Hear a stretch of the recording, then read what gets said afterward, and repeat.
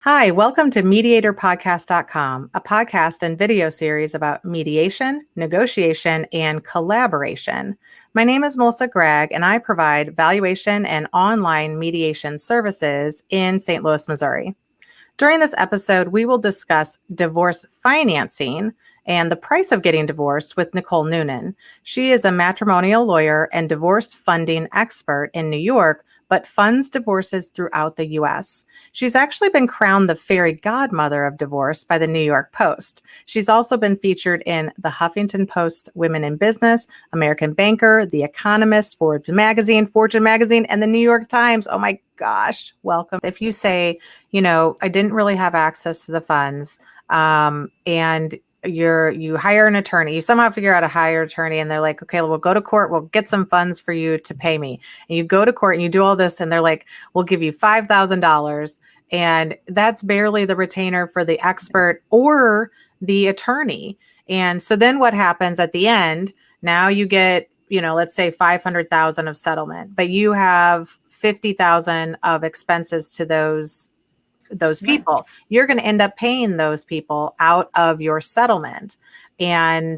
Or if you don't, like, let's say you can't get the funds and you have an attorney that's like, oh, I don't know if I want to work without getting paid for a year and a half or something to get this divorce done. And so I'm just not going to spend as much time as I should on it. I'm not going to focus as much on it.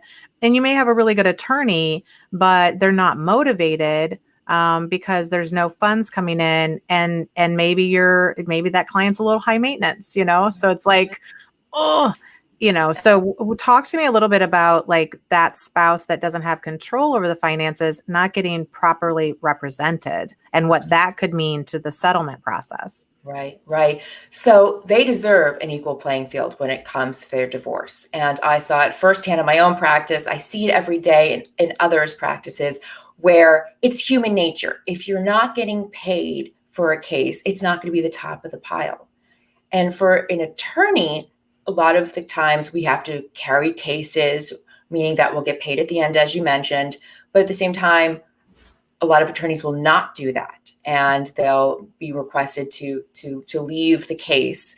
And that is not always a great option, because if you want a new attorney to come back in, it costs time and money to get the new attorney up to speed, and you're still not paying them. And they may not be the equal caliber attorney if you're getting someone who is either taking less money or being willing to wait until you get to settlement.